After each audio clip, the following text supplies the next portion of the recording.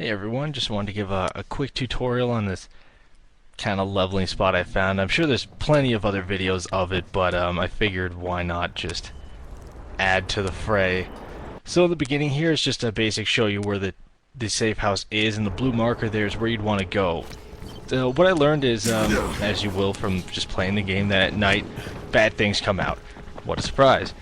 In addition to that, everything you make is then doubled in EXP. So what this will do is it'll let you mostly level up your power, which levels up kind of slowly. It gives you a good chunk of survivor EXP, or survivability, whichever one. And you get some agility on the side, which is always nice. So what you want to do is you want to aggro one of these guys, and you want to run over here to this dock. You want to make this jump, you don't got to mantle it or anything, you want to stand right near the edge. That's what I found. So the best thing to do is just this. It's a very simple process. You wait till they jump, you hit them, preferably with a blunt weapon, and then they drown because they can't swim. I found the police baton was great for me. It's got a lot of reach, and it's decent enough swing speed, and once you hit them, they just stop like dead in the air. Personally, I never tried it with anything bladed, but, you know, you can see how that fares for you. That's all you. So as you can see here, it's very, very basic. You hit them, they fall in, they drown, you make anywhere from like 600 to 1300 EXP. Sometimes it pulls some shifty maneuvers, they'll jump right into where you are, but you can just jump across and hit them. Not even a problem. Yeah, sometimes they'll do stuff like this, where they don't even run across from like where the dock is to jump, they just jump from really, really far away. And you gotta be careful, they can swarm you fast. So you can see it, like there's one, then the other one just immediately starts coming. Sometimes they run at you like three in a pack and they just attack you. It can be pretty bad, but I'll cover that in a moment. So you can see here's, you know, they can spawn behind you there actually, that's a side note. You just keep a vigilant eye on your mini-map. One thing they can do, unfortunately, is they can tag you real easy. So when they're jumping here like this, they'll hit you. I have the health upgrade that makes it so my minimum health of recovery is 35. So I can survive things like this. If you get grabbed like that, you can get lucky and kick them in the water. But they're pretty dumb, so they kind of just tend to fall in the water themselves. You don't get anything for it unless you hit them. But you know, it's always kind of funny. Like, just drowns just like that. It's a little weird. Regardless, you should never be too afraid to run away. It's a very, very useful thing to do.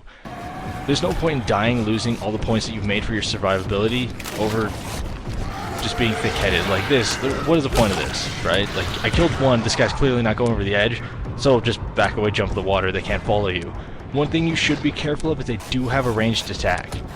The ranged attack, it can kill you. If you're not careful, you don't got enough health. Personally, I never really heal, I just leave my health at 35, I don't get hit too often, and you can kind of just swim around and let them fall in the water and they'll die. If you're fond of getting money in the game, then by all means just jump around, pick up stuff, it'll help a lot.